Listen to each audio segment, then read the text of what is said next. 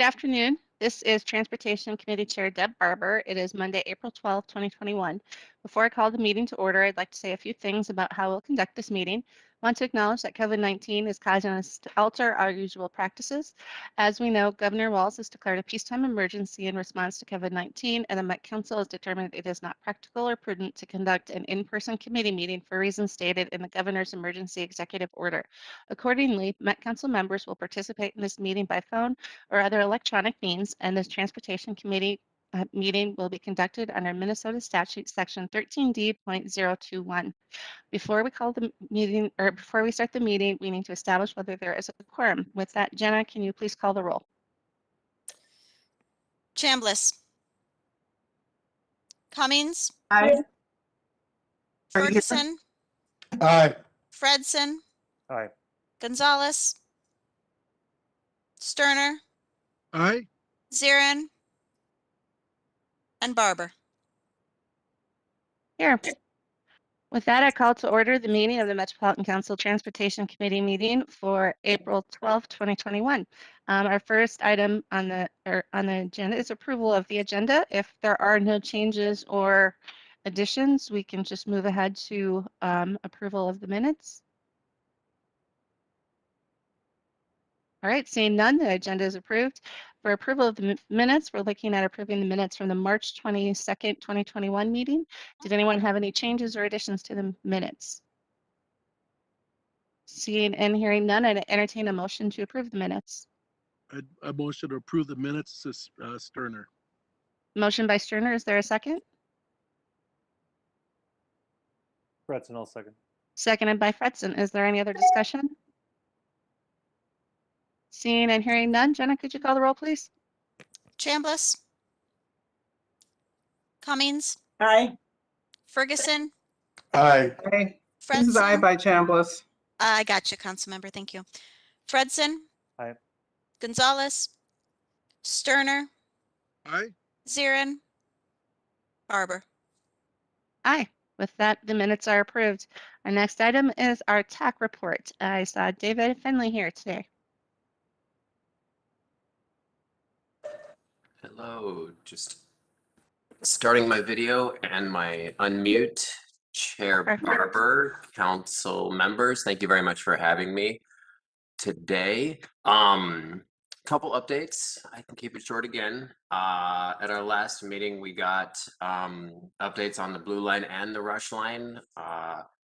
We're liking the fact that the blue line is a go again, and we got some different proposed routes going on through there, and we're looking forward to having some input from the disability community on some of those routes as things get more solidified. One thing that the Transportation Accessibility Advisory Committee is looking forward to doing ongoing is to build relationships and also knowledge between different departments in the Met Council and our committee is to have sort of like short department maybe introductions from different departments throughout the Met Council. I introduced the idea to our committee members on last Wednesday, and they like it so far. So I think we'll have our first update from transit-oriented design TOD folks come June, since our May agenda is already full. So we're looking forward to building closer relationships with Met Council departments, letting them know who we are, letting our committee members know who they are. We also have been going through some minor updates to our webpage on the Met Council's website, including our founding statute, also some other statutes in state law that pertain to the Transportation Accessibility Advisory Committee. We also welcomed Councilmember Sterner. I think it was your first meeting last month. It was good to have you there. Thank you for joining us. And we also had a legislative update, which we like getting legislative updates. We realize this session's a little strange given COVID, but Brooke Bortson did a great job of letting us know things that were going on at the Capitol that involved transportation. And we had some input for her as well. That is all. I'm happy to answer questions, and thank you all. Thanks, David. And questions from council members? Then I just have a quick comment. I'm really happy that you're reaching out to get informational presentations and introduce yourselves around the council. I think that so much of what we do is interconnected between different departments and even within transportation, but it doesn't necessarily all that work happen in a silo. So I think the more people that are aware of the work that you're doing, the more you'll be able to, they'll know to reach out to your committee for input and guidance. So I'm really glad to hear that. And if you need any help with anything, just let me know. So Thank you, Chair. That's precisely why we're doing it. Thank you very much. perfect. Thank you. All right. Seeing no other questions, we'll go on to other reports. We have MTS Director Thompson. Thank you, Madam Chair and members. Can you hear me okay? Okay. Updates last week, we sent out our newsletter to our Metro Mobility customers, and a couple of things to highlight in the newsletter. The first was really good news. We're announcing the availability of online booking of trips for customers and caregivers of Metro Mobility service. This is the ability to book a trip without making a phone call to our customer service center. Been probably our top priority among our customers. It's so much more convenient and time saving for them, especially if there's long waits for demand on the phone. We successfully piloted with some members of TAC and some customer base. We felt it was ready to go, and it's rolled out well last week. And after it was announced in the newsletter, we're seeing really strong customer response to this and booking of trips in just the first few days of availability. So that's really good news. We have had online booking in the past, but it's been several years. We had some issues with the system. We had to turn it off, and so it's been on our biggest priority, and we finally got through the technology barriers recently. So that is good news for our customers. The second major update we provided to Metro Mobility customers is that we will be returning to shared rides on May 1st. So since the beginning of COVID, we've had all the tried to minimize contact between customers. So we had solo rides where we take them directly from their origin to the destination. And we'll be returning to what is the normal service of shared rides. So we wanted to let them know that another customer might be picked up during their trip. We are going to limit it to 2 customers or 2 people on the vehicle. Prior to COVID, we would allow more than that. But it's gradually, we thought we needed to return that for a few reasons. We feel we can safely provide that and still provide social distancing. Also, a lot of the vaccines are rolling out, and then our demand is returning and our capacity is starting to be constrained. So we're moving to that system that we had all along told the customers that we would eventually move back to shared rides. And so now it's the time to start that on May 1st. For service, Metro Mobility ridership is now at about 60% of pre-COVID levels, and our healthcare essential worker trips on Metro Mobility are at about 50% of the peak levels. So that both of those are fairly stable in the last couple of weeks. Along with Metro Transit, we will be offering free rides to for Metro Mobility customers who have signed up to receive the COVID vaccine at the new Minnesota State Fair FEMA vaccine site that is opening this week. So we'll be working on that. We're also adding a shuttle bus that our contractors will provide to connect to the routes on A-Line and Route 84 that serves Snelling Avenue, and then connect over to the vaccine site. So that customers will have real good connection from the bus stop on Snelling over to where the vaccine actually takes place on the state fairgrounds, to make it as easy and convenient as possible for people to get the vaccine. We are also working with metro counties. We've let them know that if they have sites where they need transportation for a group of residents to get a vaccine, they can contact us. We provide a bus to provide that service. So far, these requests, we are getting a few per week from various counties. for doing the coordination of this. And generally, these are transportation from senior living facilities where we take a group of maybe 5 to 10 seniors to a vaccine appointment in that county. So that's been working very well.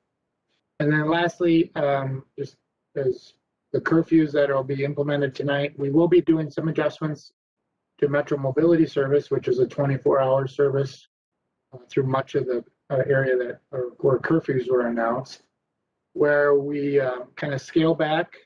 We don't provide any new trip requests for that during that time, and we're making contact to customers to make sure that that their trips that will occur would be meeting with the essential worker trips or other trips that are allowed during that time. And so there's phone calls being made as we speak for trips, but we will continue the service throughout the night.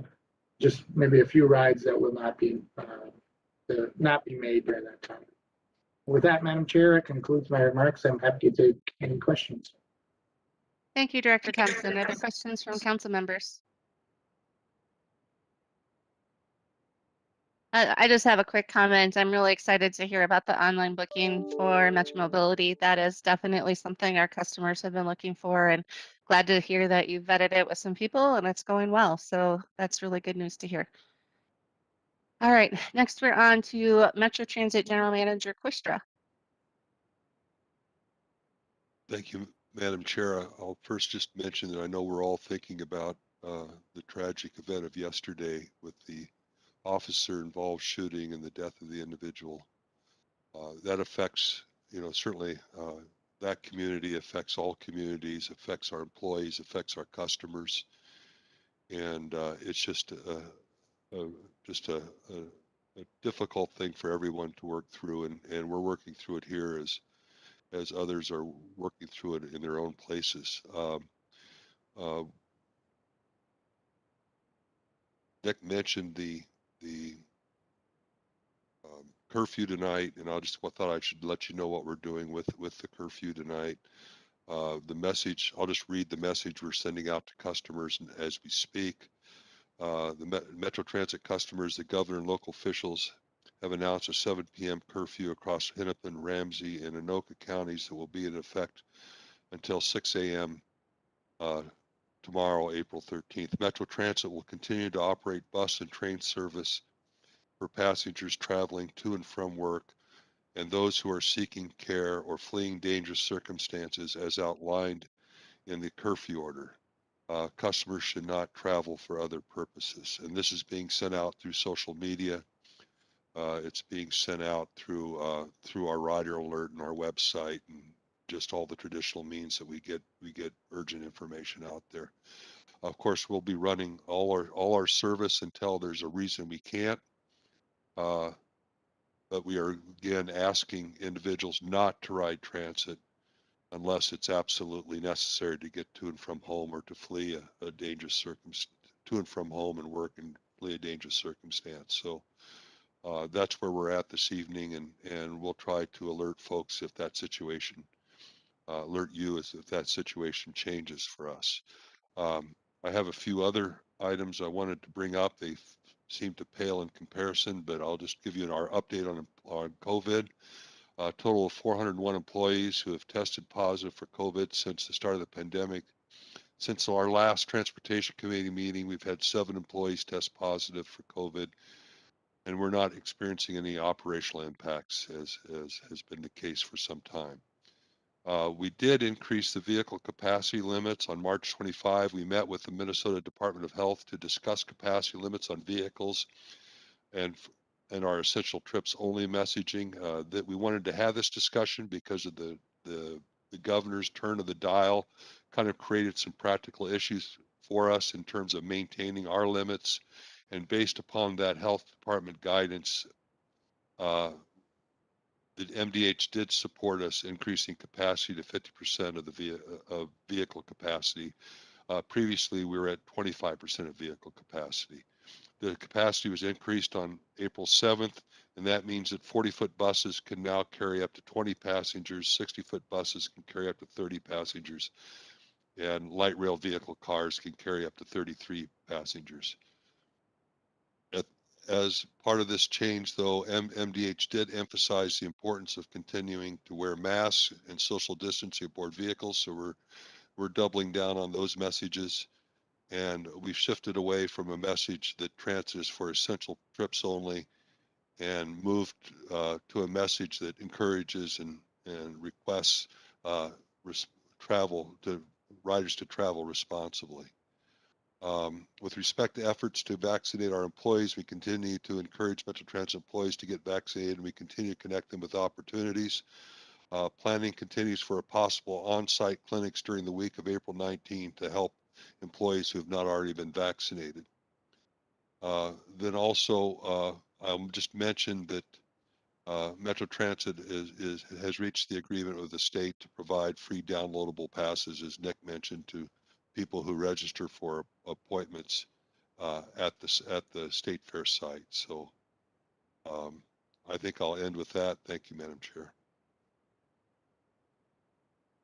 Thank you, General Manager. Are there any questions from council members, comments?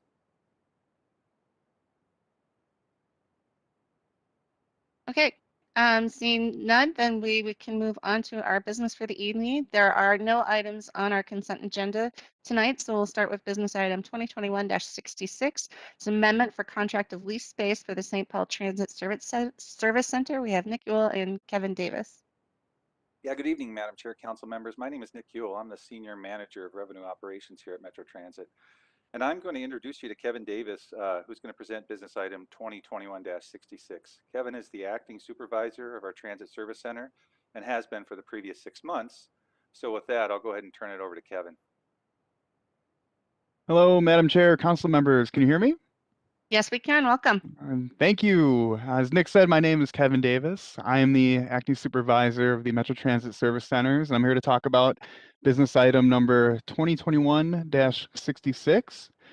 The proposed actions are that the Metropolitan Council authorize the regional administrator to negotiate and execute the Sixth Amendment to continue CAA-13P075 with the U.S. Bank Center LLC for a 3-year lease extension of Skyway level storefront space at 505 East 5th Street, St. Paul, Minnesota, 55144, in an amount not to exceed $97,100 to include rent and supplementary cleaning and maintenance costs.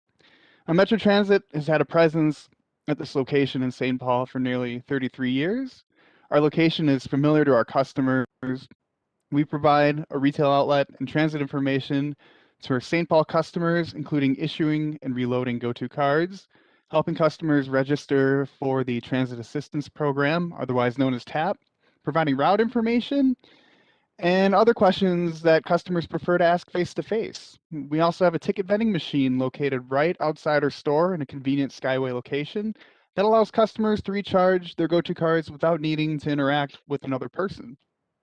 The service center did just over $650,000 in sales in 2019, but as I mentioned, our role goes well beyond just selling reloadable transit passes.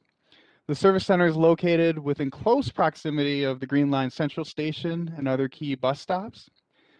With the help of the council's real estate department, we did look at a couple other locations in the area to ensure that the proposal received to remain in this location was fair and reasonable. Based on an analysis of locations and costs, we feel this price is fair and reasonable.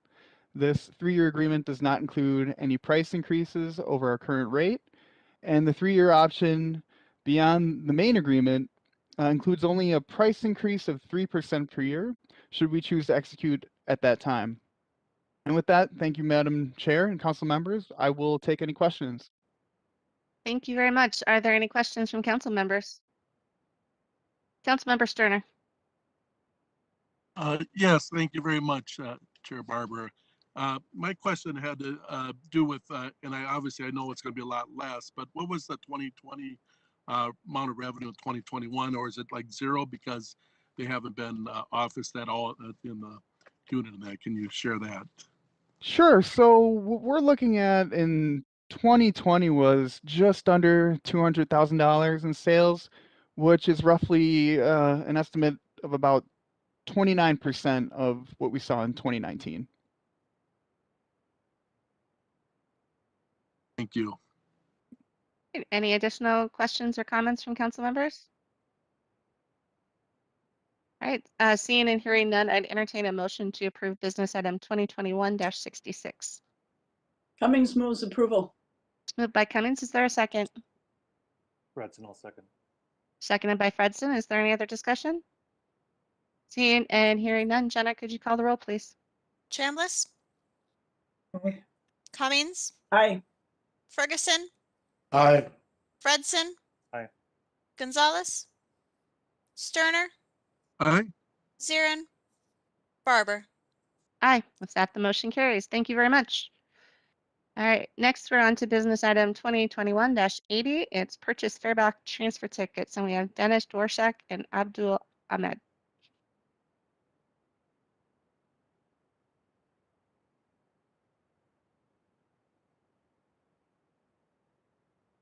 Thank you, Madam Chair. Yeah. Committee members, my name is Dennis Dworshak, Manager of Revenue Operations. I'd like to introduce Abdul Ahmed, Supervisor, Revenue Collection and Processing. He will present business item 2021-80. Abdul? Great, thank you, Dennis, for that introduction. Madam Chair, council members, my name is Abdul Ahmed, Revenue and Fare Collection Operations for Metro Transit. We will be presenting business item 2021-80. It's a request to award and execute a contract 20P305 with electronic data magnetics to supply magnetic transfer tickets for use by Metro Transit customers in an amount not to exceed $568,000, $568,620 over a five-year period. A quick background of this project: Metro Transit has used transfer tickets for over 30 years, and using pre-COVID numbers, we use approximately 320,000 magnetic transfer tickets per week in general service. Additional amounts for special events, including some provisions for regional providers. Transfers are issued from and validated on bus fare boxes. This is what they look like, our transfer tickets. Drivers issue transfers upon request after valid fare is paid in the fare box. The transfers allow customers to complete their trips if taken within 2.5 hours of issue. An invitation for bids was advertised on January 14th, 2021. On February 16th, 2021, a public bid opening was facilitated by procurement. We received 2 bids opened out of 9 plan holders. Electronic data magnetics EDM was the lowest respondent with a contract price of $568,620. The bid is right in line with our CIM estimate of $650,000. EDM is also the incumbent provider. Southland Printing was the second bidder with a submitted price of $1,458,000.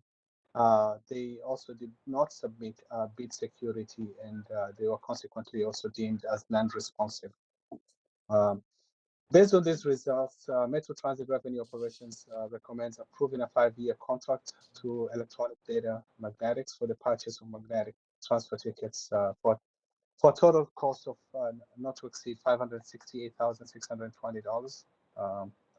With that, Madam Chair, council members, this concludes our presentation, and I'd be happy to answer any questions you have. Very good. Thank you, Abdul. Councilmember Cummings. Thank you, Madam Chair. I'm always curious when there's a discrepancy in the bids like this. First of all, there are only 2 bids and it's nearly triple. What do you have any idea how the second bid got to be so high? I mean, it takes staff time. Bidding on these projects is not free. And so to have such a huge discrepancy, is there misunderstanding, or what do you think the reason? Do you go back and talk to them, or sort of how do you assess the difference between the 2 bids? I can answer that.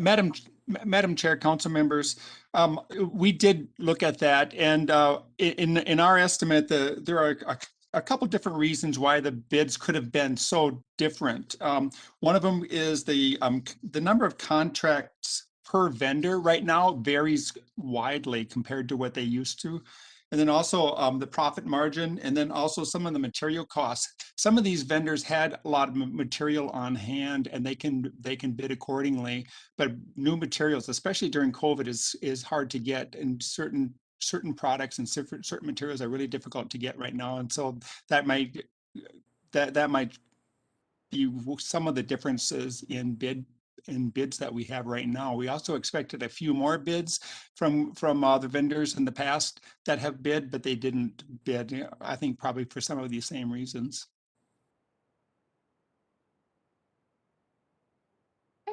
Councilmember Chambliss. Yes, I had the same question, and as I suspected, it was related. It may have been related to material costs. I'm wondering. I'm looking at this from the standpoint of competitiveness, and if a person or organization is bidding and they haven't done this before, then they would maybe have more equipment or material costs than an organization that already had those things in place.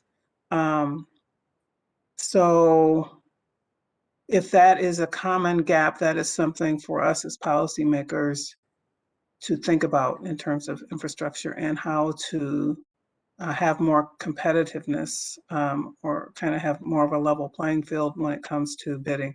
The second question that I have is, well, the first question, I guess the other one was a statement. I didn't quite hear what you said was missing in order for the bid to be rejected as non-responsive. Can you state that again? So what was missing was the bid. It's a bid security that the vendors have to provide. And that was not submitted by Southland Printing. And then Is that like genuine, equity? It says, I mean, is that like collateral, I mean? I believe so, but I can definitely look into it. It's something that's provided, actually reviewed by our procurement department. They need the bid security, but I can look into it and get back to you. I think Sure. Jody's on the line. Jody, do you want to respond? Thank you, Madam Chair and committee members. A bid security is something that's required and essential, and it's considered part of the responsiveness check. So did they complete all the forms? Did they sign all the appropriate areas of documentation? And a bid security is also part of that, where if it isn't provided as part of a bid, then they are not allowed to proceed in the process. And so it's responsiveness. Did they complete the forms? Did they include all the required documentation? And then we go to responsibility. Have they done this work before? Can we quantify references? Do they have the equipment and the capacity to complete the work?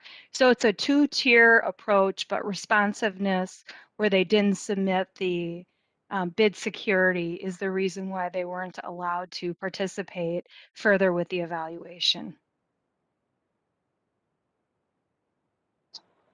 Okay, yeah, I'm wondering if there's a connection between, I mean, if the requirement is to have all the equipment there, is there a way for you to look at their bid to see if the equipment purchase was part of the bid? So it's kind of a catch-22 situation if that's the case. Madam Chair and committee members, I can't answer to what equipment was required in the bid. I can defer to the project manager for that. But that's not something that we look to with being qualified as responsiveness for this type of bid. So I'll defer that specific answer with the scope to the project manager. Yeah, go ahead, Abdul. Yeah, Madam Chair, council members, I don't think we require any equipment. It's more of a product that we're purchasing. As far as whether the manufacturer, the printer in this case, have the right equipment is beyond the scope, I believe. Am I right, Dennis? Did you? Yeah, Madam Chair, council members, that's correct. We're only purchasing in this contract, we are only purchasing just the magnetic paper transfers, and that's all we're purchasing in this one. It's good to mention that EDM, Electrodata Magnetics, has been the incumbent bidder for the last couple of contracts, so they're very aware of what we need, and they probably have some efficiencies in their operation. Okay, thank you. All right, any additional questions or comments? All right, seeing, hearing none, I entertain a motion to approve business item 2020-80. I'll make a motion to approve the item. This is Sterner. Moved by Sterner. Is there a second? Cummings seconds. Seconded by Cummings. Is there any other discussion? Seeing and hearing none, Jenna, could you call the roll, please? Chambliss, Aye. Cummings, Aye. Ferguson, Aye. Fredson, Aye. Gonzalez, Sterner, Aye. Zirin, Barber. Aye. With that, the motion carries. Thank you, Abdul and Dennis and Jody. Next, we're on to business item number 2021-81. It's about Robbinsdale Transit Center lease agreement, and we have Claudius Toussaint here. Good afternoon, Madam Chair, council members. My name is Claudius Toussaint with Metro Transit Office of Engineering and Facilities. This business item is to request that the council authorize the regional administrator to execute a lease agreement with Hennepin County Regional Rail Authority for property that is adjacent to the Robbinsdale Transit Center in the amount of $688,857.12. Hennepin County Regional Rail Authority owns property that is immediately west of the transit center, referred to as the subject property in the attached exhibit. Metro Transit has been leasing that property since 2005 for parking, bus access, off-street transfers and layovers, and also on-site bus circulations. However, the lease has expired and Metro Transit staff would like to renew it. The proposed lease is for a 20-year term at an annual rent of $32,047.42 for the first 3 years. However, the rent may increase every 3 years thereafter by a percentage equal to the percentage established by the Minneapolis-St. Paul Consumer Price Index. At a proposed lease rate of approximately 27 cents a square foot, the price is considered fair and reasonable when compared to other council leases and in the best interest of the council. With that, Madam Chair, I'll be happy to answer any questions. Thank you, Claudius. Are there any questions from council members?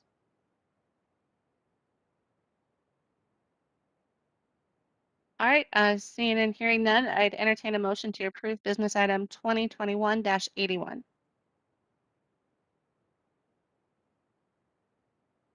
Motion to approve by Chambliss. Moved by Chambliss. Is there a second? Second by Sterner. Seconded by Sterner. Is there any other discussion? Seeing and hearing none, Jenna, would you call the roll, please? Chambliss, Aye. Cummings, Aye. Ferguson, Aye. Fredson, Aye. Gonzalez, Sterner, Aye. Zirin, Barber. Aye. With that, the motion carries. Thank you, Claudius. Thank you, Madam Chair. Thank you. Next, we're on to business item 2021-85, a same week item. It's the Metro D-Line Station Shelter Contract Award, and we have Shaheen Khosrowshahi here. Hello, good afternoon. Thank you, Madam Chair and committee members. Our request today on business item 2021-85 would authorize regional administrator to award and execute contract 19P385 with Dugard Industries Incorporated for the fabrication and delivery of station shelters for bus rapid transit BRT, and enhanced bus stops at a cost not to exceed $2,225,987, with options for future purchases. The shelter is a key component of the BRT station design. In addition to providing protection from the elements, it includes additional amenities such as heating, seating, light, security, and it also provides a higher quality service. The base order for the new 5-year contract includes 78 shelters. 60 shelters are for the D-Line BRT. 8 shelters are for enhanced bus stops along Lake Street and Hennepin Avenue, and there are 10 spare shelters as well. The future options will be for up to 200 additional shelters, and they will be exercised throughout the 5 years with varying quantities and delivery schedules. The request for proposal for this contract was released on December 8th, and one proposal was received on the due date of January 12th from Dual Industries Incorporated. Upon review of Dual proposal by the evaluation panel, it was concluded that the proposal had the best overall value and quality for the project and would be recommended for award. Again, the proposed council action in business item 2021-85 would authorize the regional administrator to award and execute contract 19P385B with Dual Industries Incorporated for the fabrication and delivery of station shelters for BRT and enhanced bus stops at a cost not to exceed $2,225,987 with options for future purchases. At this point, Madam Chair, I'd be happy to answer any questions on this business item. Thank you, Shahid. Councilmember Chambliss. Yes, can you explain to me the enhanced bus stop amenities for Hennepin Avenue? What's going to be enhanced and what's it going to look like? Yes, Madam Chair and Councilmember Chambliss. I will just briefly talk about the enhanced bus stops. The amenities will be very much similar to what we have at our D-Line stations. At this point, however, they are not used. They're used for regular bus lines. I see that Katie Roth is also online, so perhaps I'll pass it on to her for additional details on that. Sure thing. Thank you, Chair and Councilmember Chambliss. Yes, to just build on what Shaheen had mentioned, these are stops that are being upgraded through our coordination with the City of Minneapolis as they rebuild Hennepin Avenue downtown.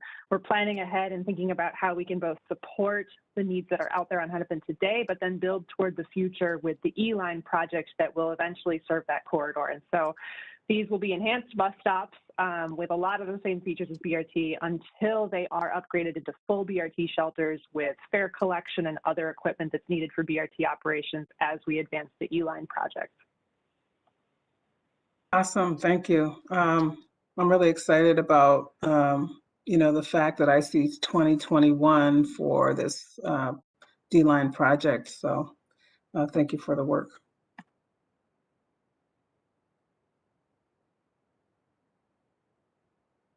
Thank you. Any additional questions or comments?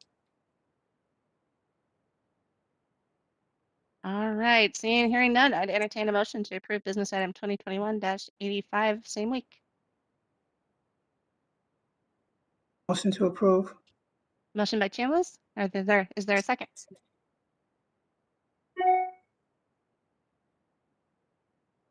Coming seconds. Seconded by Cummings. Is there any other discussion?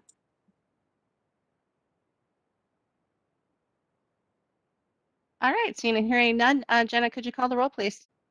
Chambliss, Aye. Cummings, Aye. Ferguson, Aye. Fredson, Aye. Gonzalez, Sterner, Aye. Zirin, Barber. Aye. With that, the motion carries. Thank you very much to Shaheen and Katie. So I think we're done with our business now for the day. I believe that the first three items can go on consent to the full council. The fourth one being a same week item, we'll have to move non-consent to the council if everyone agrees. All right, sounds good. Now we're on to information items. Our first information item tonight is shared mobility program and pilot update. We have Meredith Kotka here. I will get better at saying your name, I promise. No, it sounded great.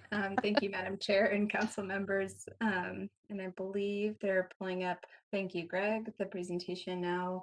Again, my name is Meredith Klikotka. I'm the Shared Mobility Program Manager for Metro Transit. I'm in the Strategic Initiatives Division. And if you want to go ahead and advance the slide, Greg.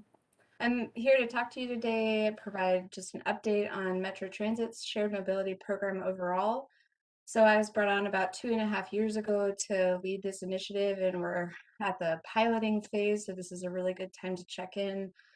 We will also be going over some project-specific updates, so some of the pilots that we're launching for this year, including one that you've already heard about, but we have a lot more details on, the North Minneapolis Microtransit pilot, and then one that is brand new that we just kicked off a few months ago, which is the Mobility Hub Planning Guide for Local Governments.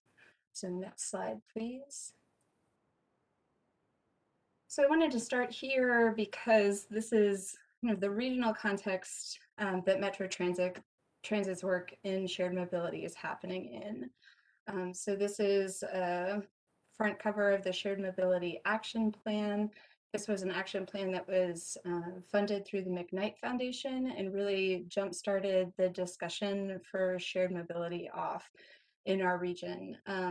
It was developed by the Shared Use Mobility Center out of Chicago with input from a lot of stakeholders, both involved in the operations of shared mobility, but also the planning and the city and county side of things.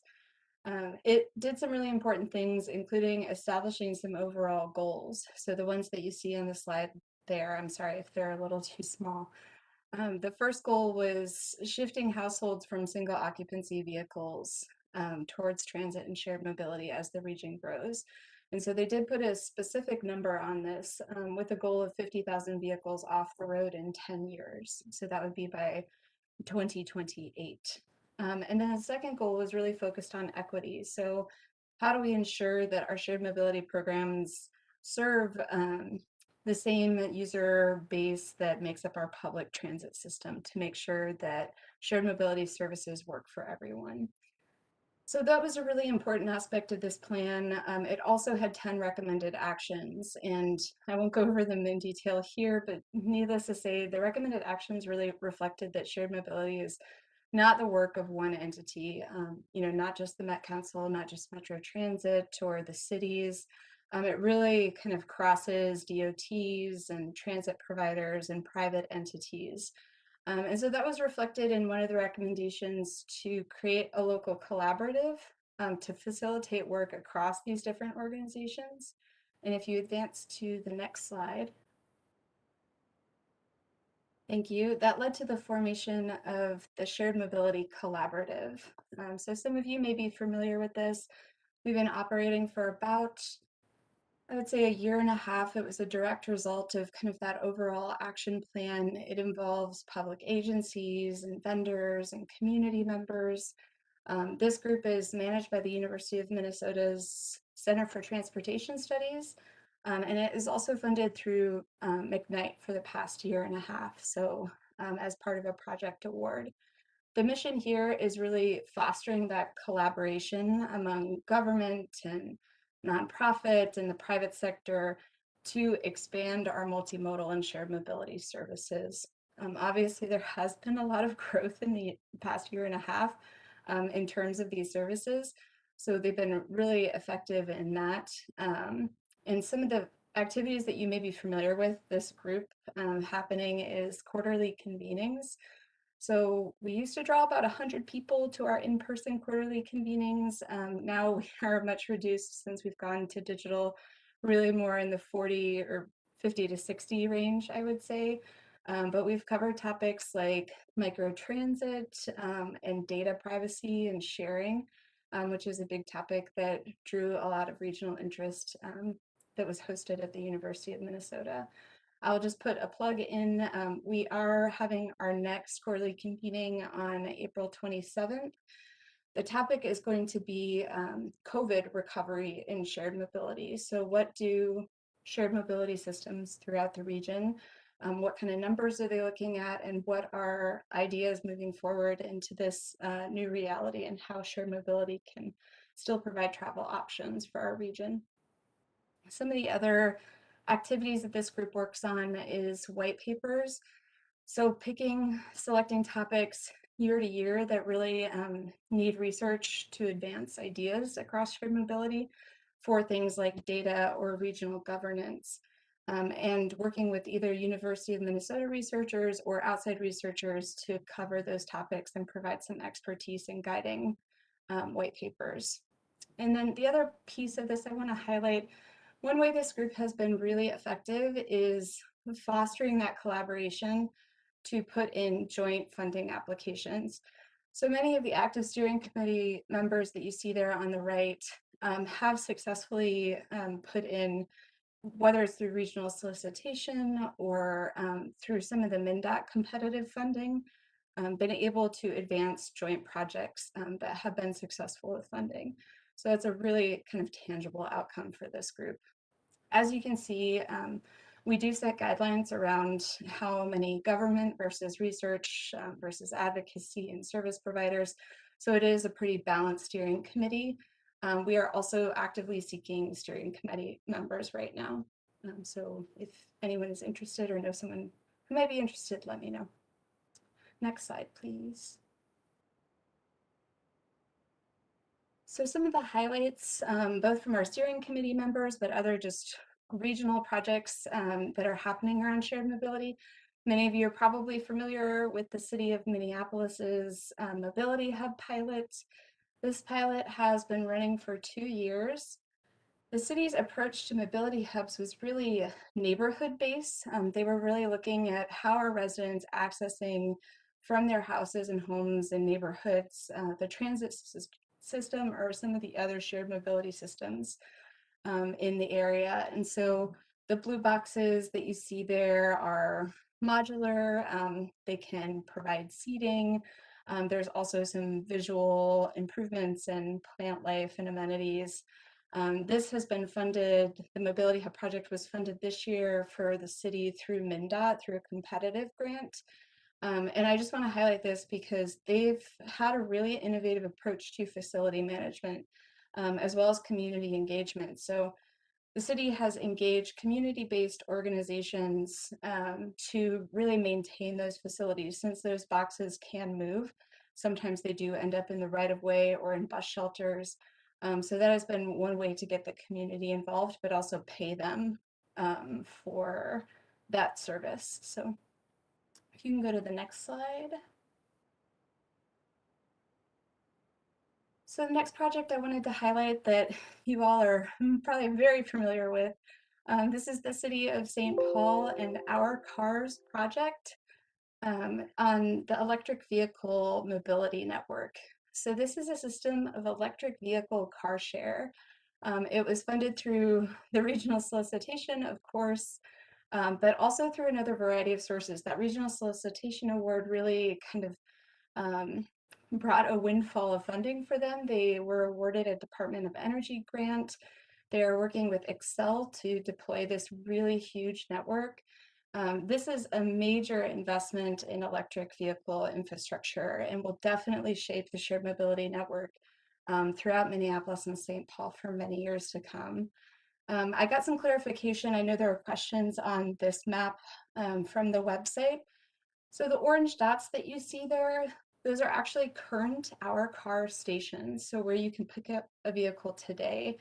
The stars are a result of the past about year and a half of engagement work that will be future stations.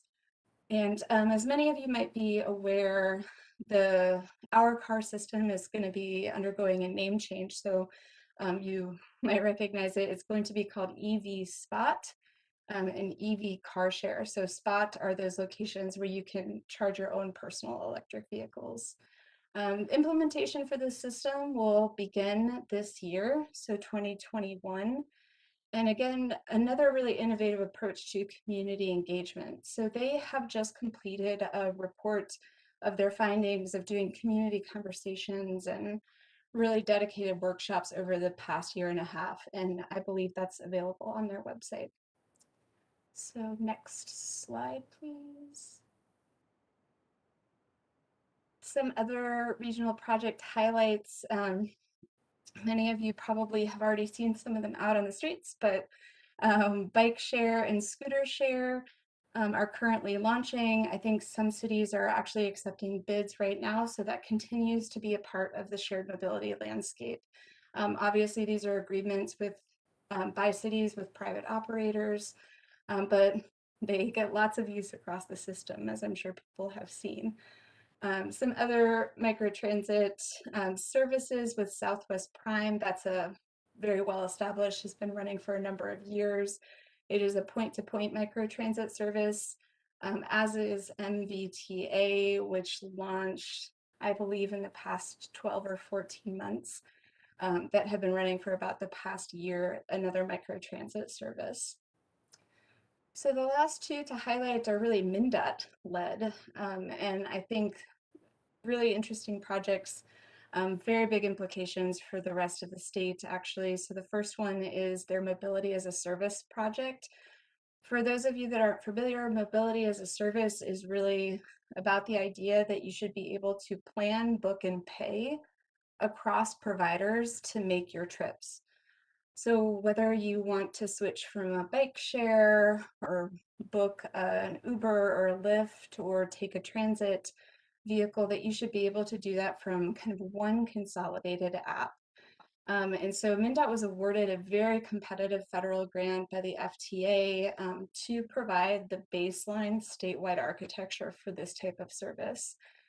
They are just kicking off now. Their pilot implementation is southern Minnesota. So they are looking at some rural and small urban systems, I would say, in southern Minnesota for setting this project up for statewide implications. And then the last one is the picture that you see to the right, which is a rendering done by some consultants for MnDOT. It is the redesign of the ABC ramps into mobility hubs. So this has been many years in the making. MnDOT is really looking at how do you turn a parking facility, if you're all familiar with the ABC ramps, a true parking facility into a true multimodal hub. So how do we support bike share and transit and other services through there? So they have been spending the last 2 years piloting, really looking at space activation and improved wayfinding to demonstrate what works in those spaces, because they were not structured to be this. Now they're kind of moving from that pilot and more tactical urbanism approach to some major capital projects. And that's what you see in the rendering on the right. One of those capital projects involves the B-ramp redesign. So that's where we have transit buses running through, we have customers waiting there. It's really a space that they're looking at how do we improve the wayfinding from the target center station and improve the customer experience over there. So next slide, please. So what are we doing on the Metro Transit side with all this shared mobility? Now that you've heard about some of the regional partners, one of the first things that I did when I came on staff was convene a group discussion around what do we want shared mobility to look like at Metro Transit and how do we want to support it? And really the result of those discussions was a shared mobility strategy document. It was developed with staff input across Metro Transit and Met Council, frankly, because like I said, shared mobility crosses lots of boundaries in that aspect. We came out with an overall program goal of enabling people to travel without the need for a personal automobile. So how are we supporting true multimodal trips on our system? And that really fell into two buckets. you know, in thinking about how we leverage the new shared mobility concepts or services, you know, we're talking about both how do we connect to the shared mobility services that exist. So for example, how are we supporting the first last mile scooter trip to our bus stop or to our LRT station? And the second bucket was how are we providing shared mobility services ourselves? And that really comes into the microtransit pilot that I'm going to be talking about a little later. So next slide, please. Thank you. The document included about 30 different strategies. Lucky for you, I'm not listing them all here. We narrowed it down, which was hard work, to kind of the top 7 to focus on for investment. And that's really over the next 3 to 5 years. So we had to ask ourselves, what are the critical first steps in supporting a shared mobility system as a transit agency? And that's really where these top 7 came in. As you can tell, I won't read each of them out, but you can see them there. Each of these are not specific to a department or even to an agency. And I really think that speaks to shared mobility. It requires strong coordination across the region and across all of the departments, even within Metro Transit. So, an example of that that's a good one, I think, is the data privacy and data sharing standards. So obviously that's something that impacts, you know, across the Met Council, but also other agencies and has statewide implications because there is lots of state law around how we establish data privacy as it relates to transit service, but other things as well. So next slide, please. So one other, the last critical piece of our internal strategy that I wanted to highlight, because it's what led to the funding of the pilot projects that you're about to hear, that I'm about to go through, is the investment priorities. So it's great to narrow it down from kind of 30 strategies to 7 kind of first moves.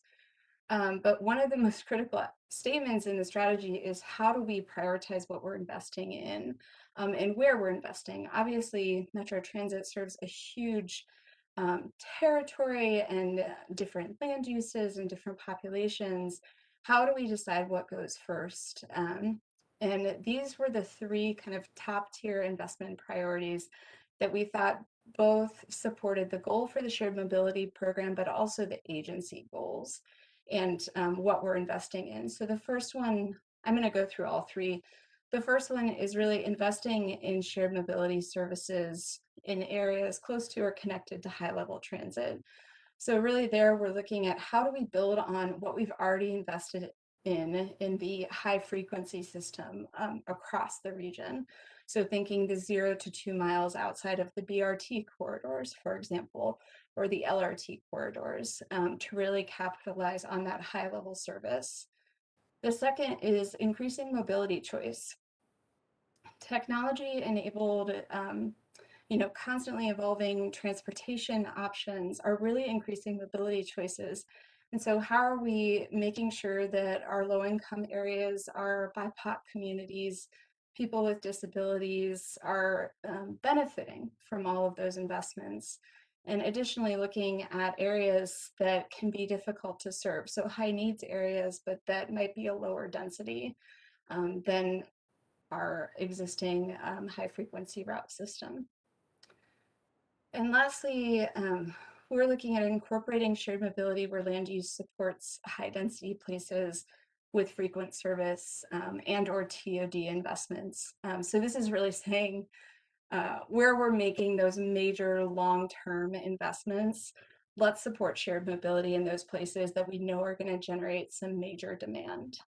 And you know, I bring these up on the investment priorities, both because they led to the pilots that I'm about to go into, but also this is a really important aspect of the council. So if we go to revisit, you know, these are our first couple pilots in the past 2.5 years. Once we see the results of how everything's performing and have better direction and understanding of some of the results of those pilots, this could be an opportunity for revisiting these investment priorities and an opportunity for really restructuring our investment approach based on how things are performing. Next slide, please. So we've been really busy in the past 2.5 years. This work spans many departments and many different directors were already doing work related to this. So some of this is just captured here. I won't go into detail on each one of them. I'll just highlight two on here that may be of interest. So one is the data privacy and data sharing standards. This is becoming pretty critical work and is actually something that was taken on by the Shared Mobility Collaborative overall. So they started a data sharing subcommittee that was convened in 2019. Obviously, COVID kind of put the brakes on some of that subcommittee work, but I anticipate that that will pick up again. And so there's a lot of interest now that we have tons of operators in the shared mobility system across the region at how are we making sure that personally identifiable information is protected? How are we making sure that that information can be shared across agencies are some of the things we're looking at. And then the next I'll highlight is the maximizing travel options through shared mobility and TDM. So there's a very close relationship between shared mobility and travel demand management. They're one and the same. And one of the ways that we can look at this that MTS is actually working on is how do we reimagine Vanpool to really be technology enabled and a lot more dynamic to serve the needs that it might not be meeting right now. There's a lot of innovation in that sector. And so that's another kind of aspect of work that's going to be happening over the next year. Next slide, please. So into the 7 first moves, the first project that you probably saw on that list, or I think it's maybe the third, investing in mobility hubs. So next slide. You may be familiar with the term mobility hub. There's no universal definition, but we did set a regional definition through the collaborative. And that is a place where people can connect with multiple modes of transportation. And then there was very much a focus on the user experience. We want to make it safe and comfortable and accessible and convenient and reliable and all those things. But a key element here is really integration of modes. So essentially you're providing a space that is a physical integration between modes, and you can see some picture examples there. I don't believe any of those are US-based examples. Actually, I know they're not, but of what they could potentially look like. This idea is really taking off across the country, and obviously there's a lot of work happening around this locally. Next slide, please. So some of the progress that we're making on mobility hubs at Metro Transit, we've really gone through some internal planning to define and articulate what Metro Transit's approach is to mobility hubs. What do we see as our mobility hubs on our system? What do we see as future mobility hubs? You know, how much space could potentially be given to other modes? How important is that to us? So those are some of the questions that we're tackling, we're kind of talking through and tackling right now. We have made a commitment, so the capital improvement program, that second bullet point there, that there is a financial commitment to mobility hubs over the next 5 years. So we are going to begin to make some basic enhancements and investments to what potential hubs could be across our system. And that work is starting this year as well. And then the last piece here, we have just started work on the Mobility Hub Planning Guide for local governments and transit agencies. And go ahead and advance to the next slide. And we'll go into that project in particular. So this is a really interesting project. It came out of a regional mobility hub workshop that was hosted in St. Paul in about 2018 or early 2019. We had about 60 or 70 participants. It was hosted by the city of Minneapolis, St. Paul, as part of their American Cities Climate Challenge grant, the Bloomberg grant that both cities were working on. Both of those grants defined mobility hubs as a key characteristic of kind of the transportation future for both cities. And in there, we learned that people really, really wanted some regional consistency in locating and defining what hubs were. And so that's where this project work comes in. The project goals are really to, provide that consistency and define what hubs are and identify them throughout the system, but also to inform project selection and strengthen funding applications. We know that we've seen a couple of these types of projects come through regional solicitation. So this is, the idea behind this is that it can support some of that work and bring some consistency to it. So we have a scheduled completion date of December of this year.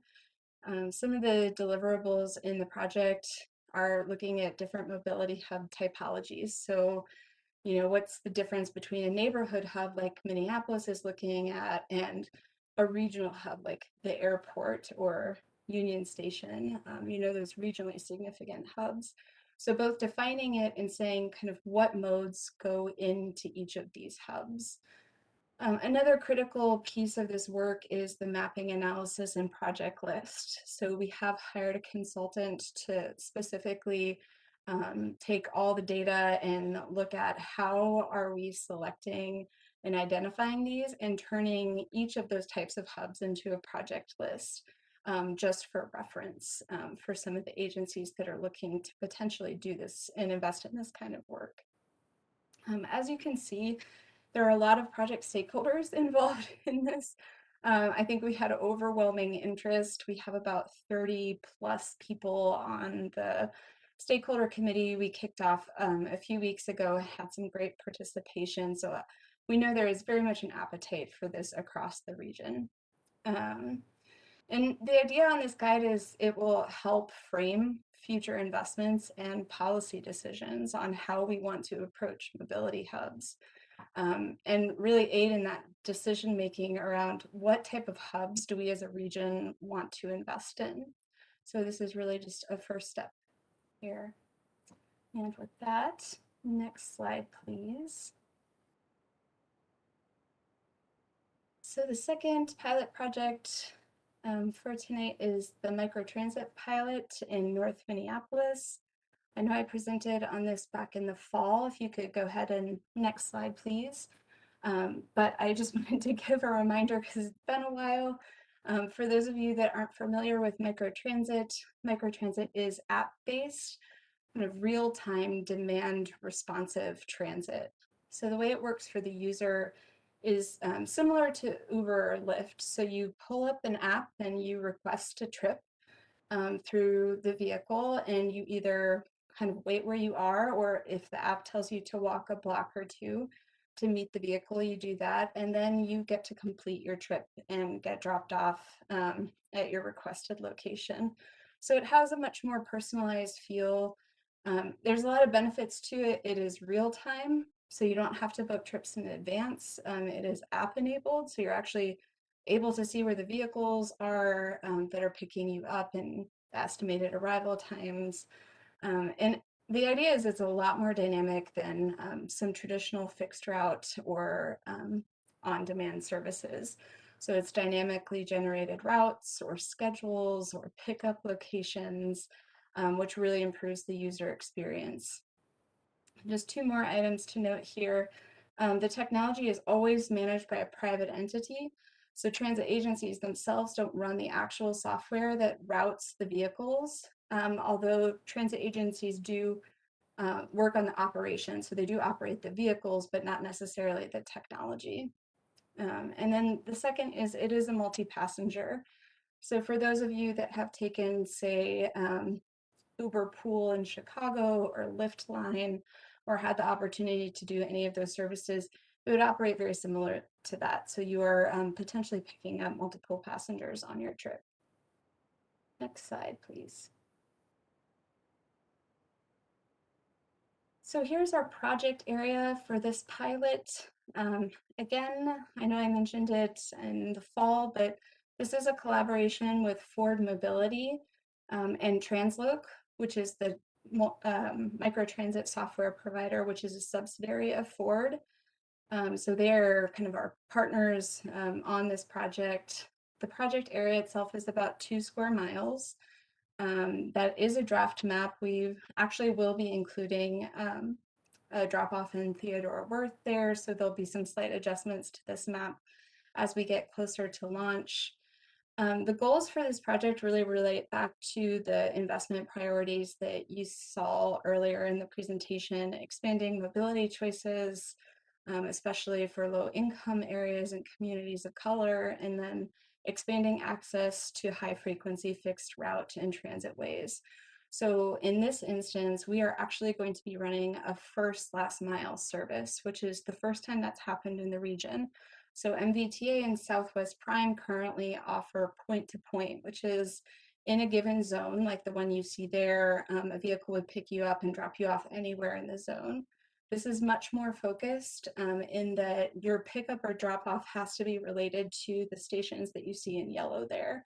So the C line station, this is specifically how do we provide first last mile services to and from C line stations.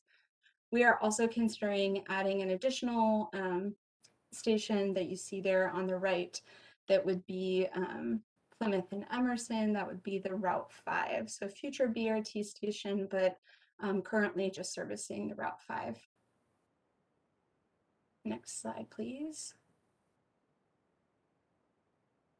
So some details on the service design and operations. As I mentioned, this is a first last mile service design. Our launch date is mid-October. So we are going to begin outreach about 2 months before the service. So mid-August, we will also do a website launch at that time and begin community engagement and information meetings at that point. The station and stop serve, you see them listed there, Penn and Olson, Penn and Plymouth, and the Route 5 connection to be determined, although we should know in the next couple weeks. We're very much trying to match C-line service. So in terms of days of the week, so we will cover 7 days a week, and the service hours are going to be very comparable to Metro C-line within what's possible given the budget and the fiscal constraints we're working in.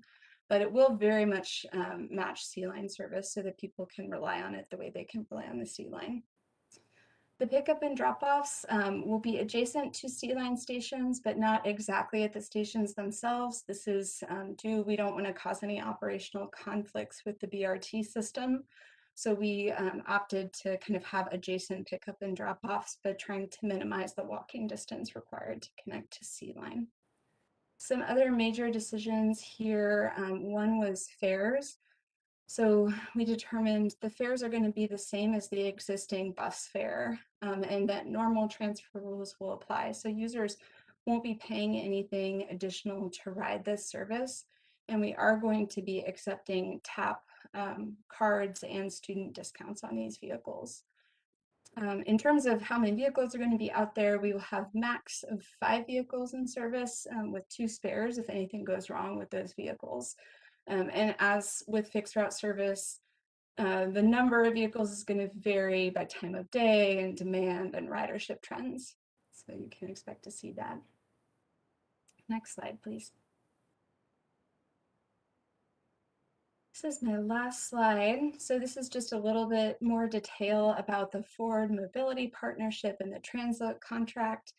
I mentioned in the fall, this is a Department of Energy grant actually for microtransit research and pilots that was awarded to Ford Mobility. The innovative kind of research aspect of this project and why it's, as you can see up there, I put cutting edge. This hasn't been done before, so they are going to be connecting their Transloc software, which is the routing vehicle technology, to our GTFS real-time systems on the C-line. And that is so that they can get the user to the C-line station in time to make their transfer. And so this is the first time they're designing the software. It's been designed, so we're going to be testing it in a testing environment here in North Minneapolis. There's a lot of benefits of doing this partnership with Ford. So some of them I have listed up there. They're actually providing great technical support in terms of survey, a 600-person survey that happened kind of last summer or early fall, simulation work, which has really helped with the service design, and evaluation of the pilot. So those are all kind of part of the contract there. Additionally, we receive TransOak support and software for the 12 months of the pilot, so mid-October of this year to mid-October of 2022. And that is complimentary. That is part of the research grant, which is really important and also helps contribute to the direct funding that we will be receiving through the grant, which ultimately cuts the entire cost of the pilot to about a third. So lets us really run for a full year and see how this service operates. The one aspect that will be kind of competitively bid will be the pilot operations. This is a partnership with MTS and Metro Transit. So we have been working side by side on this project and the launch. So expect to see an operations RFP out here in the next probably 4 to 6 weeks. And that will be for operations for the year. And with that, Madam Chair, that concludes my remarks. I'm happy to take questions. Thank you, Meredith. We have any questions or comments from council members? Councilmember Sterner. Yes, I have two totally unrelated questions through the presentation. The first one I'm wondering about is like your partners. You don't have Dakota and Anoka County, the only two of the 7-county area, not partners. Can you give any reason why that's the case? Are you referring to the Mobility Hub Planning Guide for local governments? Yeah, like the fifth slide back where you show your many partners going, and on the right side, there's the third from the bottom, show the counties that we're partnering with you, including the different areas, but not those Yep. two counties. Sure. We haven't, I didn't receive any outreach from the Dakota or Anoka, but they would be welcome to, we just had our first meeting if they wanted to be a part of that larger group.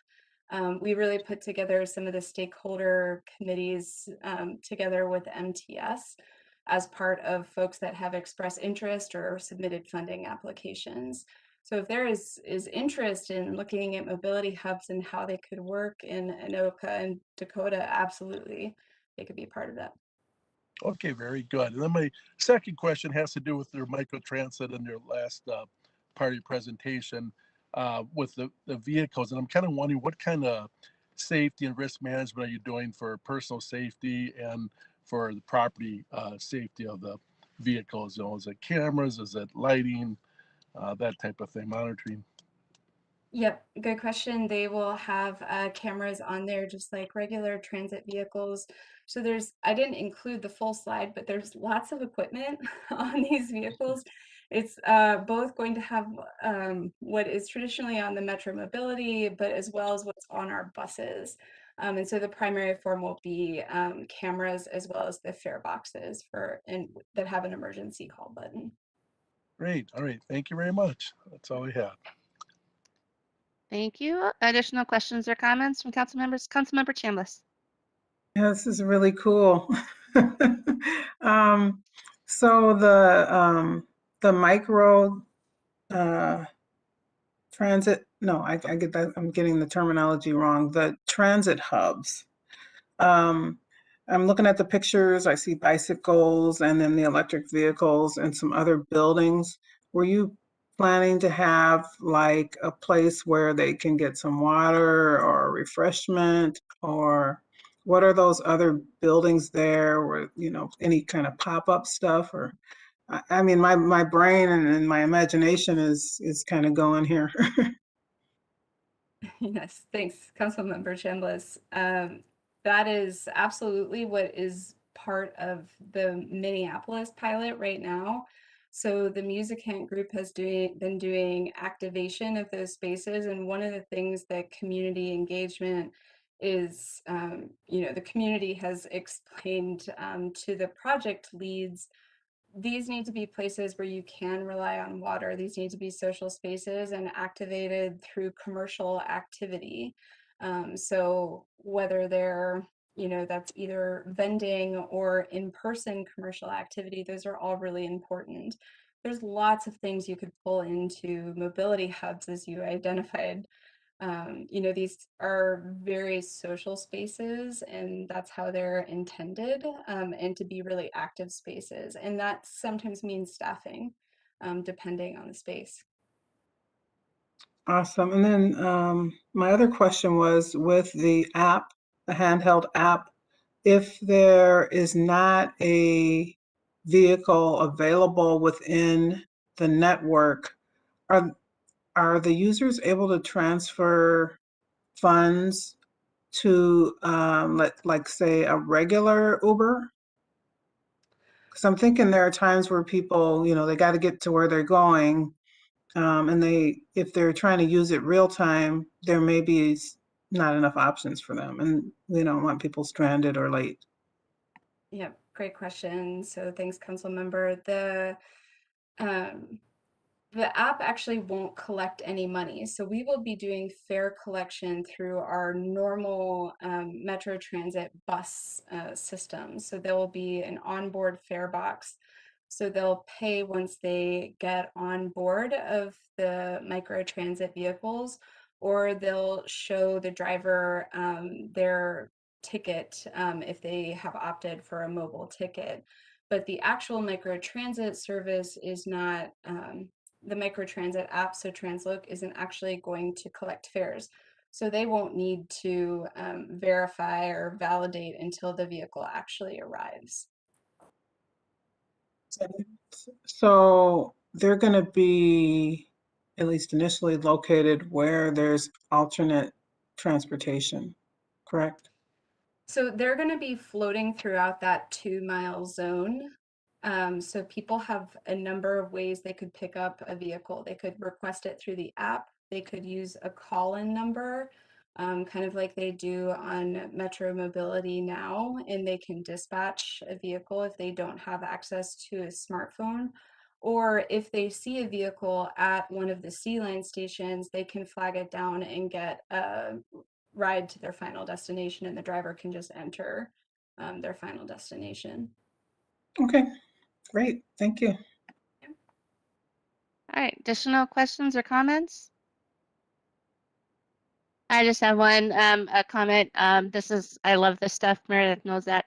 As we talk about things like mobility hubs and some of the microtransit projects, to me, it's really an opportunity for communities to set up spaces that really function as social spaces and connect to the community.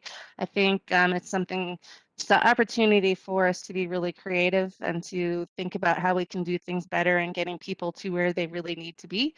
So I'm really excited about all of this, and you're welcome to come back and talk with us anytime, Meredith. Thank you, Madam Chair. Thanks, everyone. Thank you.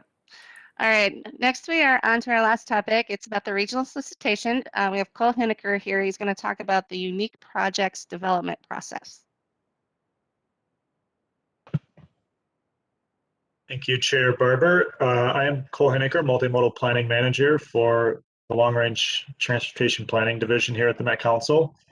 This last conversation was actually a very good dovetail into this conversation. You heard a lot of references to the regional solicitation. We have been funding projects out of the regional solicitation that don't really fit some of our basic funding categories, and many of those have been shared mobility, although not all of them. And so this conversation hopefully the previous conversation will have stoked some additional feedback and questions for this conversation. Next slide, please. So for those of you who aren't familiar, reminder on what the regional solicitation is. The regional solicitation is our process to allocate the federal flexible formula funds that come to our region from the federal government. That are specific to transportation. And we generally in this region have chose to fund locally initiated projects that support our regional goals and objectives in the transportation policy plan. Just to give you a sense of the scale, there's about $200 million worth of money available every 2 years to fund these types of projects. And we generally are looking out 4 to 5 years. So projects that are, that are in the development process, but maybe haven't been fully designed yet, to give the projects time to work through that process. It's generally a lot of construction projects. And so just as an example, you guys as a committee, actually, you approved the 2020 regional solicitation projects earlier this year, and those projects were all scheduled for construction or development in 2024, 2025. It's a very elaborate, transparent, and technically driven process to select regional solicitation projects. We have, upwards of 50 folks from around the region participate in helping score applications. And unique projects, as you'll see as I go through this, is going to be different, and that's why we're really looking for a lot of input here. And then federal awards generally pay up to 80% of the total project costs. We do have adopted maximum awards. In many cases, they're $7 or $10 million. So projects that are much larger than that could get a portion from the solicitation, but certainly would need to cover the rest of the project with local or other federal funds. Next slide. We do try to link the regional solicitation as strong as possible to our regional policy. The things that we talk about as important in Thrive 2040 and in the 2040 TPP do filter down into our regional solicitation evaluation criteria and subsequently to the technical measures that we use to recommend projects and score projects. And so it is supposed to be a reflection of our regional policy to the best that we can. There's also some qualifying criteria that ask applicants to document their consistency with regional policy. In particular, applicants generally have to be accomplishing one of the strategies in the TPP, as well as a number of other qualifying criteria. TAB also uses geographic balance, how well the projects are distributed across the region, as a secondary lens to ensure that there is balance in where we're investing and that applicants are getting projects on a regular basis. Next slide. So what are we talking about when we're talking about unique projects? Prior to 2014, the TAB has always looked at unique projects that generally don't fit into their predetermined categories, things like highways or transit or bike and ped. They've been looking at those on a case-by-case basis for most of the regional solicitations history. There were a few projects that have been funded, and I'll talk about those next, but essentially they looked at adding a category during the 2014 regional solicitation development, and they actually had an application process. It didn't, I don't think it went as TAB as intended. There was a lot of confusion, I think, about what the intent of the unique projects was and how they'd be evaluated. And so that was just sort of a one-off attempt to fund unique projects. But there's always been interest from TAB as a board to fund unique projects, things that are on the cutting edge, both technologically, but also in addressing issues that maybe aren't currently addressed by the categories that we have today. And in 2018, as Meredith alluded to, we have a project called Our Car Mobility Hub Charging Stations that was a partnership with the City of St. Paul. And this really stoked a reinterest in unique projects for the TAB board. And they then had a subsequent conversation about it over the coming months after that. So next slide, please.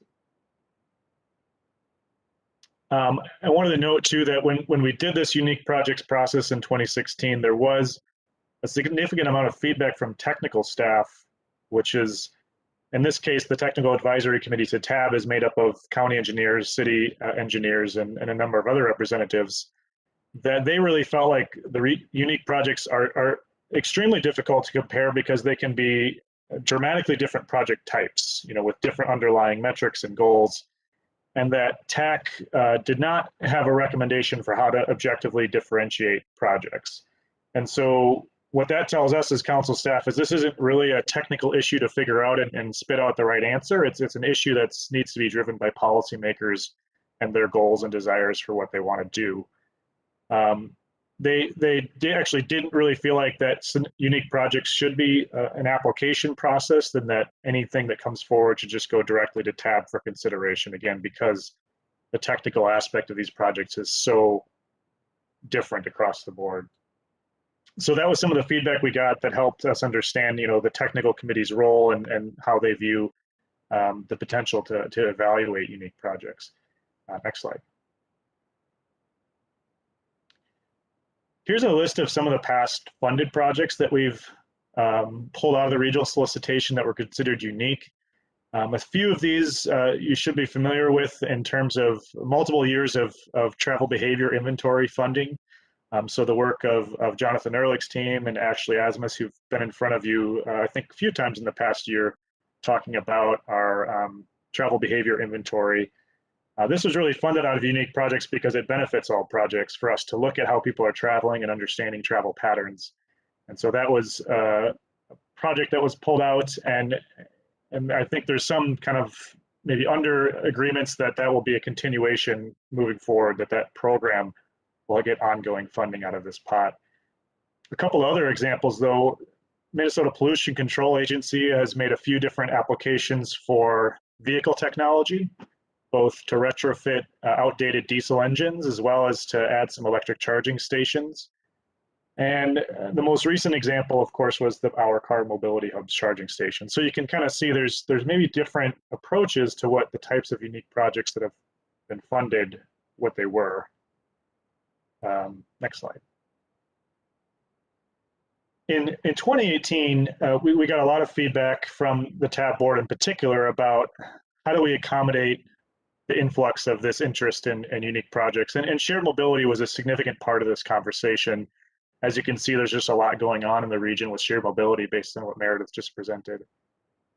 TAB's response was to try to formalize this. I mean, I guess I should say they had questions at first to try to formalize this, and they had many questions about how to evaluate it. And so TAB directed staff to create a framework for unique projects that would allow it to be a competitive category moving forward. And so this is a big charge for us. We're going to start that in the next month or so, and that's why we're here today, primarily working with TAB and a work group that'll be set aside. There's a couple of additional questions about how it relates to a category they have called travel domain management. They generally are funding smaller projects. I'll talk a little bit more about what those look like, but is there some overlap between that category and a unique projects category is a question they're going to grapple with. And then again, shared mobility. You've probably all heard a lot about connected and autonomous vehicles, new technologies. Electric vehicles certainly has been a hot topic of late. And again, the policy level input is really what's going to drive this. We're not going to have the perfect technical way to evaluate these. We really need to focus in on what the overall goals of the policy direction are. Next slide. In 2019, we formed a regional solicitation policymaker work group to first start to grapple with some of the questions that emerged when we were working on the 2018 evaluation of that Our Car project. That project really didn't fit into any of the categories, and it created some issues with how we were going to consider funding it or not, since it didn't fit into the categories that it both applied to and really didn't fit into any of the categories that we had in the regional solicitation. As that group formed, one of the questions that we wanted to talk about was how should we handle requests like this moving forward? And so we formed a policymaker work group in 2019. We're forming a similar policymaker work group this year, but the work of the 2019 group, which involved all the representatives you can see here, including council members Barber and Cummings, was to make some recommendations for the 2020 solicitation. Next slide, please. What they recommended was that we create a unique projects application category. It's a pretty big change for TAB to acknowledge that this should be a category, at least for one cycle, and that it's always open for TAB to revisit that. But they set aside 2.5% of the funding from the last solicitation to solicit for unique projects. And that's about $45 million of the $200 million total. And they would actually select these projects that, again, are 2020 funded projects or 2020 solicitation projects, but they'll be solicited for in 2022. And part of the logic there was that if they're innovative and they're new, we really should be selecting them closer to the time frame in which they're implemented, which will be 24, 25 time frame. And we'll use the interim time to set up the criteria and the evaluation process. And that's about what we're about to kick off, is that idea of creating the criteria and evaluation process. Next slide. So here it just shows in 2020, this was what TAB actually adopted as a regional solicitation framework. Again, 2.5% of the funds taken off the top to fund unique projects. And then the remaining categories you can see here, things like roadways, transit and travel demand projects, and bicycle and pedestrian facilities. All of those have subsequent subcategories within them that are all project types that are eligible.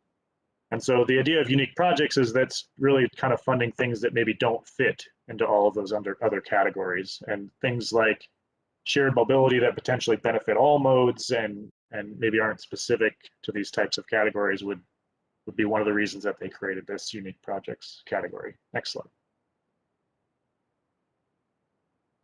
slide. Characteristics that TAB acknowledged when they were discussing this as a group, again, I kind of talked about some of these, but that projects that don't fit, particularly projects that are difficult to score, the idea that our existing technical measures and our very transparent technical process may not be as transferable to unique projects with their unique goals and what they're trying to accomplish.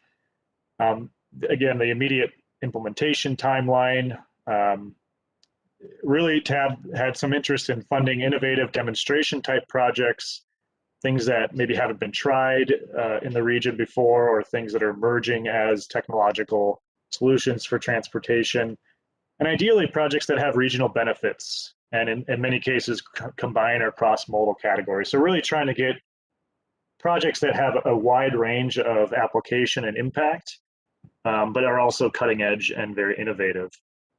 And I would just want to acknowledge at this point that in 2019, you can all relate to the idea that that was pre-COVID, and we haven't really had a conversation with TAB about this category since then. And so we do suspect that some of their opinions may have changed or maybe even shifted priorities some, just based on what we've seen in the last few years.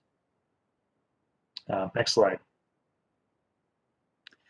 So I did talk a little bit about travel demand management having some potential overlap. It's a category within the transit and travel demand management subcategory. We funded at about $7 million. Go on to the next slide. And in 2014, we established an innovative TDM category. So you can kind of see where the overlap might start to come in here. We're looking for innovation within TDM.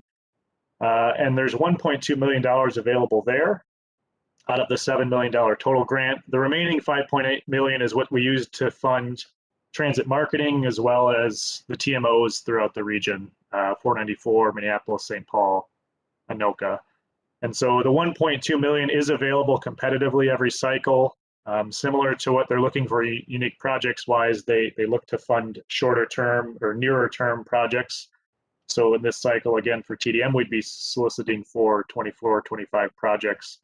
There's smaller awards, and the minimum award for TDM is 100,000 and the maximum award is 500,000. And that, frankly, is one of the limiting factors for TDM. We're really looking at more like marketing campaigns, in some cases technology. Just one example, Metro Transit's new app was funded out of this category, but doesn't really allow for, say, investing in charging stations like the Our Car project was looking to do. The project cost there was much higher than 500,000. And so that was a limiting factor in terms of how big of a unique project you could do within this category. But there is some potential overlap. And so that'll be an issue we'll want to address, is whether this category gets combined with that or how it relates to the other category. Next slide. These projects are a high federal priority, though, and they do demonstrate they have a very particular role in terms of air quality or congestion reduction, particularly through single occupant vehicle travel reduction. We have been able to introduce a number of concepts to the region. And generally projects, they might take an existing idea and expand it to a new geographic area, or take an existing concept and expand it to a population that wasn't previously served. And so similar to what we're looking at in unique projects, this category also has a lot of qualitative assessments. There certainly are some quantitative measures here, but many of them are What are you hoping to accomplish? What are the main goals in reducing travel, reducing single occupancy vehicle travel? And so there is some similarities in terms of how these would be evaluated. And so again, important for us to look at to make sure that applicants wouldn't get confused about which project category they should apply in. Next slide. So as I said, for this year, we're starting up a similar work group to what we had in 2019. We are kicking it off on April 23rd and meeting every 2 weeks on Friday through about July 9th. At least that's the tentative schedule. We did seek volunteers from TAB to participate in this group. We have the 2 Met Council members, Councilmember Barber and her alternate, Councilmember Fredson. There's also 4 county representatives, 3 city representatives, and 5 citizen or modal representatives who are appointed by the council. And this group will provide us with the policy direction about what are they really trying to accomplish with unique projects and some of the factors that we think should be important in terms of what types of projects should be eligible, what types of evaluation criteria do you think we should look to develop. And that'll give staff enough direction to really formulate the application itself and take the technical details and put them into practice. And so this group is going to be relatively fast paced. We thought it would be good for you as the transportation committee members to get an introduction and a chance to weigh in on that, particularly to give council members Barber and Fredson some of your thoughts going into it, because we likely won't be able to get back to this committee other than for a short update before they have kind of their formal recommendations. Next slide. And I should say that the recommendations will go to TAB itself to consider as they develop a draft regional solicitation. Much of this we've covered already. I think the considerations for the work group here are that it really would be prudent for TAB and helpful to focus on 1 to 2 goals. If you think about the types of outcomes that you're trying to fund unique projects for, it could really be across the board. And if they were able to focus on 1 or 2 goals, and I'll have some examples of that, what that might look like on the next slide, that would help us narrow down how we could evaluate the project. And again, that tells us what information we need to add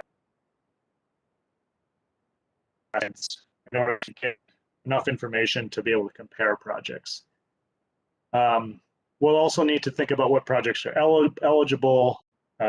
Potentially, if we want to set minimums and maximums, if we want to have different match requirements than, say, some of the other categories. I know that TAB has discussed having a higher match requirement just because there's a little bit more risk associated with funding unique projects, making sure that the applicant is fully vested and has a high amount of matching funds. And then we're also trying to determine exactly what the role of the technical committees would be in evaluating proposals, again, depending on how, what the goals of the projects are. So the next slide. And this is the last slide.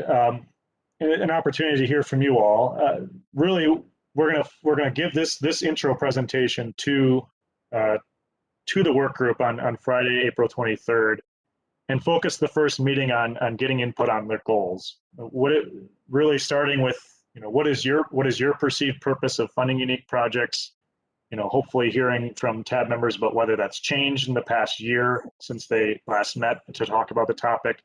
And then really focusing in on what are the goals and outcomes that they think should be a priority for funding unique projects. And I listed just a few examples here. These are not meant to skew the perspective or anything, but these are some of the ideas that we've heard come up regularly at TAB as issues of importance, as well as at the council. And then it's always helpful to think about what types of projects they'd like to see come forward as well. But really focusing in on what are we trying to achieve with unique projects as opposed to what types of projects are we trying to fund. Because the framework for not knowing what projects might come forward, if you give them a sense of if you want to reduce racial disparities or you want to mitigate climate change, then we can just kind of keep an open book for the types of projects that would come in and structure our criteria to match that. So I thought this would be a good place to stop today and hear from you all if you have ideas or questions related to how this process will move forward, and particularly feedback for council members Barber and Fredson to bring to the committee. Great, thank you, Cole. So yes, council members, we would love to hear some thoughts. Councilmember Cummings. Thank you, Madam Chair. Thank you, Cole. That's a great presentation. I think this is really important. I think I like the immediacy of it rather than the long range time frame. I'm wondering if you can talk a little bit, Cole, about how projects that are ultimately funded are evaluated, when and how, and to determine whether the goals that were stated were met or not, and when would that be done and so forth. But I think this is a kickoff. It seems to me, and I certainly could be wrong on this, but I mean, these are going to be new, innovative, thoughtful ideas, and they're not all going to be a success. But you know, we have to fail lots of times to be successful in achieving our goals and kind of finding our way to that goal. But anyway, can you talk a little bit, Cole, about how they would be evaluated post awarding the grants, when and how do you determine success or lack? Yeah, thank you. Chair Barber, if I can answer that.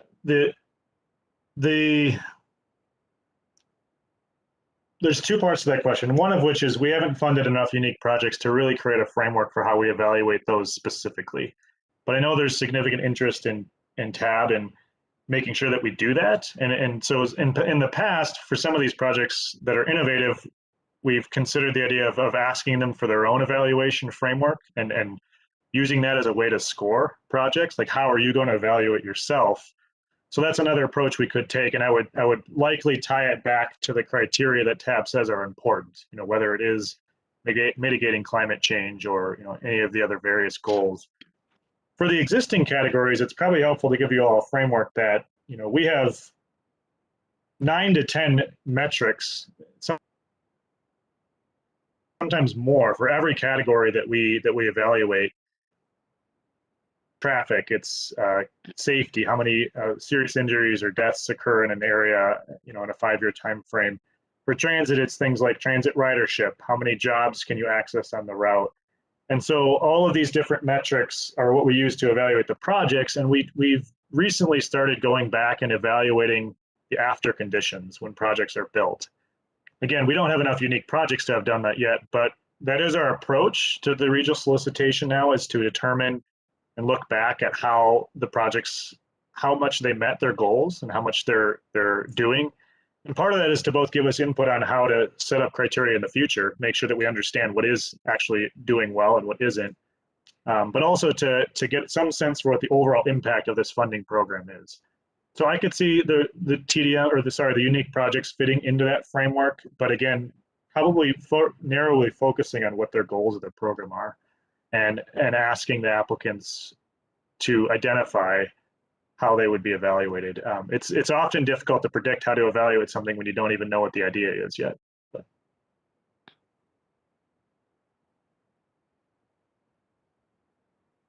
All right, Councilmember Sterner. Thank you, Chair Barber and Cole. This mine has to be like projects that I was maybe looking at, or maybe a little bit more of a soft type of thing. So like, I remember one time I was in the legislature, they were looking at where there were places that there was discrimination with it, and then they went through all the different laws where there's discrimination or what have you. So mine has to do with like, I've had a couple official demonstrations on driverless vehicles, and I've had an unofficial one, and I'm seeing a vehicle that I was in recently that literally can drive itself. And I'm kind of wondering if there was more of a study where we can look at, well, where's the technology that doesn't allow us to do that? Where's the laws and the rules that allow us not to have driverless vehicles? Because I think that could really be a deal breaker when we deal with commerce and people's safety and that with driverless. Because if you even could have like no drivers that trying to get around, and you have a driverless vehicle that would take them where package is or that kind of thing. So that'd be one study I'd like to see is coming back on that, as well as like the electrical charging places continue to work, like where the earlier presentation was, is like what are the locations there are. Like I have a electric vehicle, but I have a really short range. It's a Chevrolet Volt, so I have 40-mile range, But a lot of times I'm not sure like where the next spot is or what have you. There's lots of gaps in that. So if I'm just going locally, it's not a big deal. But if I start going into downtown St. Paul or Minneapolis and I'm running on gasoline, but so just that connectivity, I think, would be another thing I would, maybe want to look at. And then also wonder our own Metropolitan Council, why aren't our bus charges working and what's keeping us from taking the plunge to go electric vehicles, and what's the gaps on that? I get that there's a gaps, we're not ready for it. I really don't have enough information why the study on that would be helpful as well, for me. So those are my ideas. Yeah, I know that we are doing a electric vehicle study. I frankly, at the time, I can't remember if they've been in front of you guys yet, but I'm sure if they haven't, it will be soon. And so that is certainly a study we could tap onto. But the one thing you raised is an interesting point, and I think we should bring this up to the work group, is just the idea of maybe funding some studies that are not an infrastructure project, but something that we just need to learn more about and look into more. I would certainly think TAB would be open to that if they have significant questions about the future of something. So we can bring that point to them. Okay, thank you very much. Appreciate the presentation. Okay, how about Councilmember Chambliss? Do you have any thoughts? Oh man. Well, I mean, I guess I just want to see how it plays out. I like, having an opportunity to try something new and see how it works and use our learned knowledge to advance. We might be surprised with what comes out, so I say go for it. Should be interesting. How about you, Councilmember Ferguson?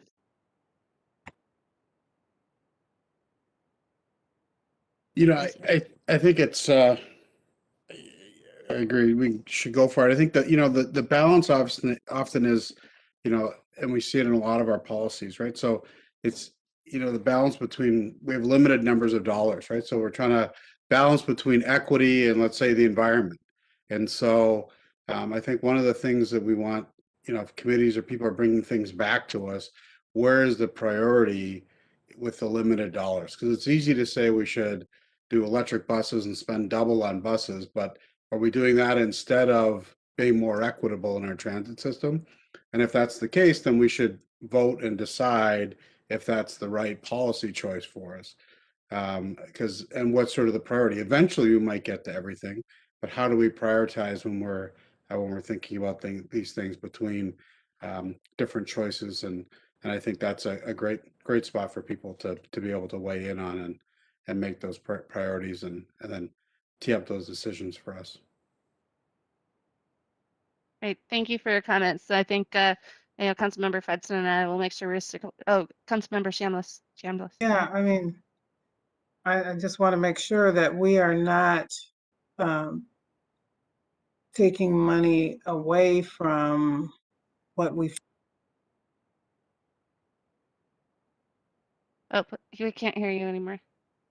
Oh, I just wanted to clarify that this new regional solicitation category is not replacing dollars that would have initially gone towards more equity. This is a new pot of money, correct?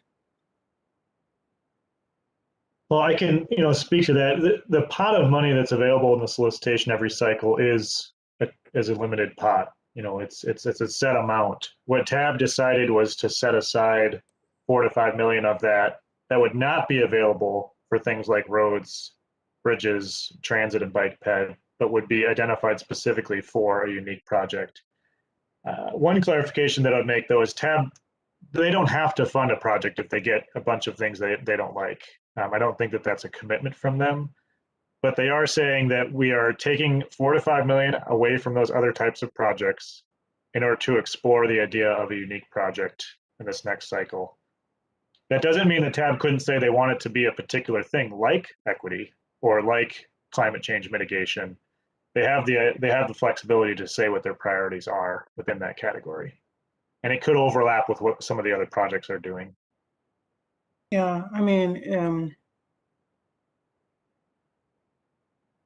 I think that given the way that things are structured as far as how we can approach equity, and that you know, a lot of the equity issues are due to historical racial disparities. And normally, in order to directly address that, you have to have like a mandate, or you have to focus on cities where they are impacted the most in terms of like location or space. And given that we have so many restrictions, you know, kind of restrictions on how we can directly address those equities, I would say we need to be more intentional with the use of dollars, especially as it relates to transportation, where there have been, you know, trillions of dollars of inequities caused impact over the years. So if we're going to make some changes, I would say let's make some more changes where we can impact equity more, given that, you know, this is a small pot of money and that the issues are so large, particularly in our region. So I would be for looking at criteria that expands the opportunity to address equity issues. Now that's issues with, you know, not just racial equity issues, but whether it's issues for disability or some other groups that have historically been disadvantaged and continue to be.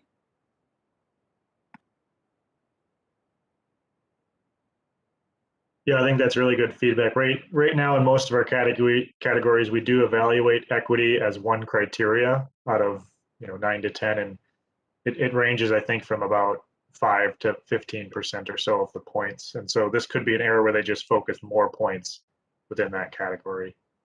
That's an open conversation for TAB. Right. And I'll just say, like, when I was in those discussions where we set aside this money, and it was because so much the projects that come before TAB are often these very through the regional solicitation are really big projects or this, that, but they're not necessarily nimble or innovative. And so seeing what the needs are in our communities, I think TAB felt a desire to be more nimble and innovative. And this work and even this conversation we'll have today will help prioritize the goals within that. I think it is a really good opportunity for us and for TAB to try some new things and maybe be some thought leaders, and which I think is good for our region overall. But it's very helpful to kind of get all of your guys' feedback so that, as Councilmember Fredson and I are in that work group, that we can make sure we're conveying that to the broader group as well. Councilmember Fredson, do you have any thoughts on the feedback? No, I would just add, in earlier conversations, I think it will be important for us to prioritize, which objective really do we want to lift up when we're, measuring the proposals. And then one idea I had, I don't know if it's a good idea or not, but it was, whether or not there would be some sort of secondary effort that we could incentivize, or the specific idea was, do we sort of lift up or prioritize proposals that have support across county, that they have multi-county support, that have multi-city support, or maybe even support across, council member support, whatever it is. But I think, that's just one idea. Councilmember Barber, can I just ask one question actually for Councilmember Fredson? Is there a labor view on this automation of buses, other vehicles? Just given this concern, you have a lot of good union jobs that might be impacted by some of these trends, and how do we take, I guess, that perspective into this thinking as well, right? Just want to say sorry, Chair, sorry about my, I just got blasted by a Ramsey County curfew alert here in my earphones. Yeah, I think that would be a good conversation to have. We could probably have a whole meeting or conversation on that subject. I know that it's been brought up at previous Met Council meetings, and there are concerns, although folks also understand progress and understand that we can't stand in the way of progress. But I think big picture there is, how do we, if there's going to be a transition, how do we ensure that folks that are currently doing that kind of work, that they are either transitioned into some other similar line of work, or how do you manage that transition is basically what I'm saying. Okay. Yeah, just, I mean, again, from an equity perspective, obviously we've got a pretty diverse group of drivers. So it's just something we should probably, we just need to think about as we go through these processes. Thank you. Great. Well, thank you all for the good conversation. If you have any other thoughts, definitely reach out to Chris or myself or to Cole, and we'll just try to keep you up to date. Hopefully, Cole, this was helpful for you. You've got some information to work with. Good. All right. Then if there is nothing else, thank you all for the great discussions tonight, and we can be adjourned. Have a good evening. Goodbye now.